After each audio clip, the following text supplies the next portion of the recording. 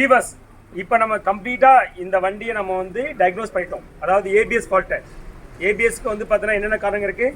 ABS sensor fault இருந்தால் அது மாதிரி ப்ராப்ளம் வரலாம், இல்லை ஏபிஎஸ் ரிலக்டர் வீல் ப்ராப்ளம் தான் வரலாம், ஏபிஎஸ் ஒயரிங் சர்க்யூட் ஃபால்ட் அப்படின்னு தான் வரலாம், ஏபிஎஸ் கண்ட்ரோல் மாடல் ஃபால்ட் தான் வரலாம், மற்ற கண்ட்ரோல் மாடலுடைய கம்யூனிகேஷன் ப்ராப்ளம் தான் வரலாம். சரியா? இந்த 5 காரணங்களில் அது போக ஃபியூஸ் ரிலேஸ்லாம் இருக்குது. நான் அதெல்லாம் வந்து பார்த்தீங்கன்னா அது பேசிக்ஸ், அதனால் அதை கொண்டு வரல. சரியா? அது ப்ராப்ளம் தான் வரும்.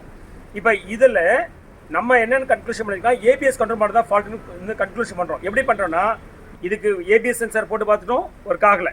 பிறகு ஏபிஎஸ் சென்சார் ஃபங்க்ஷன் ஆகுதான்னு செக் பண்ணி பார்த்துட்டோம், வாங்கினது அது ஃபங்க்ஷன் ஆகுது. ஒயரிங் சர்க்யூட் இன்டெகிரிட்டி கரெக்டாக இருக்கான்னு செக் பண்ணி பார்த்துட்டோம், அதுவும் அதனுடைய கண்டினியூட்டி இன்டெகிரிட்டி வோல்டேஜ் ட்ராப் எதுவுமே கிடையாது, ரெசிஸ்டன்ஸ் அந்த மாதிரி எதுவும் இஷ்யூஸ் கிடையாது. சரியா? இதோட ரிலக்டர் வீலும் ப்ராப்ளம் இருக்கிறதுக்கான வாய்ப்பு இல்லை. நான் ரிலக்டர் வீலை போய் செக் பண்ண போல, ஏன்னா ரிலக்டர் வீல் வந்து பார்த்தோன்னா அது செக் பண்ண மெத்தட் கொஞ்சம் எக்ஸ்பென்சிவ் சொல்கிறத கொஞ்சம் டிஃபிகல்ட். அதை விட எனக்கு இன்னொரு மெத்தடில் நான் செக் பண்ணி பார்க்குறேன். அது என்னன்னா ஏபிஎஸ் கண்ட்ரோல் மாடல் ஃபால்ட்டான்னு செக் பண்ணி பார்க்குறேன். ஏபிஎஸ் கண்ட்ரோல் மாடல் ஃபால்ட் இல்லை அப்படின்னா ரிலக்டர் வீல்னு வந்துடலாம். ஆனால் இங்கே நான் ஏபிஎஸ் கண்ட்ரோல் மாடல் தான் ஃபால்ட் எப்படி நான் முடிவு வரேன்னா, இங்கே வாங்க, நான் வந்து ஆசிலோஸ்கோப் மூலிமா இப்போ நான் அனலைஸ் பண்ணிட்டு இருக்கேன். இந்த பிங்க் கலர் மட்டும் ஆட் ஆகுது, மீதி எல்லாமே வந்து கோயின்சைட் ஆயிடுச்சு. அதாவது 1, 2, 4 இது வந்து 3வது நான் வந்து பார்த்தீங்கன்னா ஐடென்டிஃபை பண்ணியிருக்கேன். அந்த 3வது இது நான் 3வது அப்படின்னு நான் வந்து நோட் பண்ணியிருக்கேன். அதாவது 3வது சர்க்யூட் செக் பண்ணுறதா சொல்லி, இந்த 3வதுங்கிறது என்னென்னா இந்த பிங்க் கலர். இந்த பிங்க் கலர் வந்து பார்த்தீங்கன்னா ஆடாக இருக்குது. ஸோ இது கொஞ்சம் வெளிச்சத்தில் இருக்கிறதுனால எனக்கு வந்து இந்த கேமரா கேப்சர் பண்ணுறது கஷ்டமாக இருக்குது. பட் இப்படி தான் நம்ம என்ன பண்ணுறோம், இதை நம்ம டயக்னோஸ் பண்ணியிருக்கோம். ப்ராப்ளம் வந்து இந்த வண்டியில் உள்ள ஏபிஎஸ் கண்ட்ரோல் மாடல் தான் ஃபால்ட்டு. இந்த ஏபிஎஸ் கண்ட்ரோல் மாடல் வந்து காஸ்ட் மட்டும் 1.5 lakhs சொல்கிறாங்க பார்ட் காஸ்ட்டு. அது போக நம்ம கண்ட்ரோல் மாடல் ஃபிக்ஸ் பண்ணுற சார்ஜ் ப்ளஸ் ப்ரோக்ராம் பண்ணுற சார்ஜ் அதுவும் ஆட் ஆகும். சரிங்களா? வீவர்ஸ், நீங்கள் கார் வாங்கும் போது நீங்கள் டீலர்ஸ் என்ன சொன்னாலும் தயவு செஞ்சு நீங்கள் வந்து பார்த்தீங்கன்னா யோசிச்சு பார்த்து வாங்க. டீலர் சொல்கிறதுல அவங்க தவறு சொல்கிறான்னு சொல்ல மாட்டேன், ஏன்னா அவர் தெரியாமல் கூட சொல்லியிருக்கலாம். ஏன்னா ஸ்கேன் பண்ணி பார்க்கும்போது rear wheel LHRH ABS circuit fault சொல்லி காமிச்சது. அவங்க என்ன பண்ணிட்டாங்க, சர்க்யூட் ஃபால்ட்னா சென்சார் ஃபால்ட்டாக இருக்குன்னு சொல்லிட்டு டிஸ்க்ளோஸ் பண்ணிட்டாங்க. ஆனால் இது அந்த மாதிரி இல்லை, ஏபிஎஸ் கண்ட்ரோல் மாடலே ஃபால்ட்டு.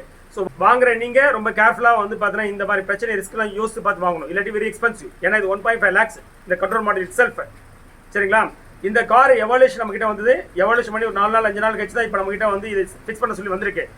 எவாலுவேஷன் பண்ணும் போதே நான் டிஸ்க்ளோஸ் பண்ணிட்டேன். என்ன டிஸ்க்ளோஸ் பண்ணா, இது ஏபிஎஸ் கண்ட்ரோல் மாடல் தான் சொல்லி டிஸ்க்ளோஸ் பண்ணேன். ஏன் ஏபிஎஸ் கண்ட்ரோல் மாடல் சொன்னால், நான் அந்த டைமில் ஃபுல்லாலாம் அனலைஸ் பண்ணி பார்க்கல, நான் சர்க்கம்ஸ்டன்ஸ் எவிடன்ஸ் எடுத்துட்டேன். ஏன்னா ரியர் ஏபிஎஸ் சர்க்யூட் ஃபால்ட்னு சென்சார் ஸ்கேனர் காட்டுது அப்படின்னா, அதே சமயத்தில் இந்த வண்டியை பொறுத்தவரையில் நல்லா இருக்கும் போது இந்த செல்லர் யாரும் விற்க மாட்டாங்க. ஏன்னா அப்படியேப்பட்ட கார் இதெல்லாம், அந்த மாதிரி உள்ள காரை விற்க மாட்டாங்க. அப்படின்னா அப்போ ஏதோ மேஜர் ப்ராப்ளம் தான் மட்டும் தான் விற்க வருவாங்க. ஸோ அவங்களே ABS control model problem solve பண்ணி கொடுத்துருக்கலாம், அது கொடுக்கல. அதே சமயத்தில் இந்த வண்டி எல்லாமே நல்லா இருக்கு, ஏபிஎஸ் மாடல் மட்டும் தான் ஃபால்ட்டாக இருக்கு. இந்த சர்க்கம்ஸ்டான்ஸ் வச்சு பார்த்தா நான் என்ன சொல்லிட்டேன்னா, இது ஏபிஎஸ் கண்ட்ரோல் மாடல் தான் ஃபால்ட்டாக இருக்குன்னு நான் வந்து எங்கிட்ட கார் எவல்யூஷன் வந்திருக்கு நான் டிஸ்க்ளோஸ் பண்ணேன். சரிங்களா? அதுக்கப்புறம் தான் ஒரு 4 நாள் கழிச்சு வந்து சரி சார் நீங்கள் ஒரு டைம் பார்த்துருங்க, ஃபுல் டெப்த்தாக பார்த்துருங்க, ஏபிஎஸ் கண்ட்ரோல் மாடல் தான் கன்ஃபார்ம் பண்ணுங்க அப்படின்னாரு. இப்போ செக் பண்ணி பார்த்துட்டு ஆசிலோஸ்கோப் மூலமா நல்லாவே ப்ரூவ் ஆயிடுச்சு, இது ஏபிஎஸ் கண்ட்ரோல் மாடல் தான் ஃபால்ட்டு. சரியா? கார் வாங்கும் போது ரொம்ப கேர்ஃபுல்லாக காரை எவாலுவேஷன் பண்ணி வாங்க. இன்னொரு விஷயம் சொல்கிறேன், காரை ஸ்கேன் பண்ணால் எல்லா ப்ராப்ளமும் தெரிஞ்சிடும் சொல்கிறதுலாம் தவறான தகவல். காரை ஸ்கேன் பண்ணலாம் உங்களுக்கு எதுவுமே தெரியாது. காரை ஸ்கேன் பண்ணினா உங்களுக்கு சர்க்யூட் ஃபால்ட் மட்டும் தான் தெரியும், என்ன காம்பவுண்ட் ஃபால்ட்டும் தெரியாது. அது நீங்கள் இன்னுமே டீகோட் பண்ணுறதுக்கு நீங்கள் ஸ்பேர் அனாலிசிஸ் இல்லை மல்டிமீட்டர்ஸ் இல்லை ஆசிலோஸ்கோப் அனாலிசிஸ் இந்த மாதிரி எதெல்லாம் அப்ளிகபிளோ அந்த மாதிரி டெஸ்ட்லாம் நீங்கள் பண்ணி தான் கண்டுபிடிக்க முடியும். நிறைய பேர் எங்கிட்ட நிறைய கேட்கறது என்னன்னா, சார் ஸ்கேன் பண்ணால் எல்லா ப்ராப்ளம் தெரிஞ்சுமானுங்க. ஸ்கேன் பண்ணால் எல்லா ப்ராப்ளம் தெரிஞ்சிடும், ஆனால் ப்ராப்ளத்துக்கான காரணம் கண்டுபிடிக்க முடியாது. அதுக்கு ஃபர்தராக நிறைய டூல்ஸ் நீங்கள் யூஸ் பண்ணணும். இப்போ ஏபிஎஸ் ஃபால்ட்டுங்கிறது ப்ராப்ளத்தை கண்டுபிடிச்சு ஸ்கேன் பண்ணா, ஆனால் ஸ்கேன் பண்ணி மட்டுமே இது ஏபிஎஸ் கண்ட்ரோல் மாடல் ஃபால்ட்டா, சென்சார் ஃபால்ட்டா, வயரிங் சர்க்யூட் ஃபால்ட்டா, ரிலக்டன்ட் ஃபால்ட்டா, இல்லை மற்ற கம்யூனிகேஷன் வர ஃபால்ட்டானு கண்டுபிடிச்ச முடியாது. அதுக்கு ஃபர்தராக நீங்கள் ஒர்க் ஷாப்பில் போயிட்டு மற்ற சில டூல்ஸ்லாம் யூஸ் பண்ணி தான் நீங்கள் ட்ரபிள் ஷூட் பண்ண வேண்டியிருக்கும். அதனால நீங்கள் என்ன தயவுசெய்து கூப்பிட்றீங்கன்னா அங்கேயே இருந்துட்டு சார் இதுக்கு என்னவா காரணம் இருக்கும்லாம் தயவுசெய்து கேட்காதீங்க. அது வந்து பார்த்தீங்கன்னா அந்த மாதிரி அதுங்க கண்டுபிடிக்க முடியாது. இதுக்கு மட்டும் இல்லை, ஏசி இந்த மாதிரி எல்லா விஷயத்துக்கும் நீங்கள் எங்கிட்ட கேட்கறது என்னவா இருக்குன்னா, சார் இந்த வண்டியில் ப்ராப்ளம் என்ன இருக்குது அது நான் சொல்கிறேன். ப்ராப்ளத்துக்கான ரூட் காசு அங்கே உட்காந்துட்டு கண்டுபிடிச்ச முடியாது. ஆனால் அந்த ப்ராப்ளத்துக்கான காரணங்கள் என்ன கிளாஸ் சென்சார் இருக்கலாம், ஒயரிங் சர்க்யூட் இதில் பொறுத்தவரை ஏபிஎஸ் பொறுத்தவரை அந்த மாதிரி ஒவ்வொரு ஒரு மாதிரி இருக்கும். அதனால உங்களுக்கு சொல்கிறேன் ஒஸ்ட் செனாரியோ இருந்துச்சுன்னா என்ன ஆகும்னு சொல்கிறேன். அதுக்கு நீங்கள் ப்ரிப்பேர் வாங்கிங்க. ஒருவேளை ஒஸ்ட் செனாரியோக்கு வந்து பார்த்தீங்கன்னா ரொம்ப காஸ்ட்லியாக இருக்குது அப்படின்னா நீங்கள் அதை ஏற்றுக்க முடியாதுன்னா நீங்கள் அந்த கொடுக்குற விற்கிறாங்க பற்றி அவங்களே செஞ்சு கொடுக்க சொல்லி வாங்கிடுங்க, சரி பண்ண சொல்லி கொடுத்து வாங்கிடுங்க. அவங்க சரி பண்ணி கொடுத்தாங்கன்னா கூட 10,000 வாங்கினாலும் பரவாயில்ல, தயவுசெய்து 10,000 கொடுத்து வாங்கிடுங்க. அதை விட்டு 10,000 சேவ் பண்ணுறேன்னு சொல்லிட்டு என்ன பண்ணாதீங்க, இந்த ரிஸ்க் எடுக்காதீங்க. வியூவர்ஸ், இந்த இன்ஃபர்மேஷன் உங்களுக்கு இன்ஃபர்மேட்டிவாக இருக்குன்னு நினைக்கிறேன். நம்ம சேனலை சப்ஸ்கிரைப் பண்ணாமல் இருந்தீங்கன்னா please subscribe and then bell button எடுத்துங்க. ஸோ தட் நான் போகிற வீடியோ அப்டேட் வரும். வியூவர்ஸ், ஒரு முக்கியமான இன்ஃபர்மேஷனை உங்களுக்கு கூட பகிரணும் அப்படிங்கிறது தான் இந்த வண்டியோட கஸ்டமருடைய எண்ணமாக இருக்குது. ஸோ ரியலாகவே வந்து பார்த்தீங்கன்னா அவருடைய எக்ஸ்பீரியன்ஸ் வந்து நிச்சயமாக உங்களுக்கு பிரயோஜனமாக இருக்கும், பயனுள்ளதாக இருக்கும் அப்படின்றதுனால தான் இந்த வீடியோட இன்டென்ஷன் இதை நாங்கள் உங்களுக்கு அப்லோட் பண்ணுறோம். அவருடைய நோக்கம் என்னன்னு கேட்டிங்கன்னா, இப்போ இந்த கார் வாங்கிட்டாரு, ஆனாலுமே வந்து பார்த்தோன்னா ஒரு ப்ராப்ளம்ஸ் இருக்குது. அந்த ப்ராப்ளம் வந்து டூ எக்ஸ்பென்சிவாக இருக்குது அதை ரிசால்வ் பண்ணுறது. ஸோ இந்த மாதிரி நீங்கள் எதுவும் ஸ்டக் ஆகிடக்கூடாது அப்படின்னு சொல்லிட்டு தான் நான் வந்து ஒரு ஓப்பன் கொஸ்டினாகவே சார்ட்டு கேட்குறேன். ஸோ அவர் என்ன இன்ஃபர்மேஷன் கொடுக்குறது அது எல்லாமே உங்களுக்கு பயனுள்ளதாக இருக்கும்.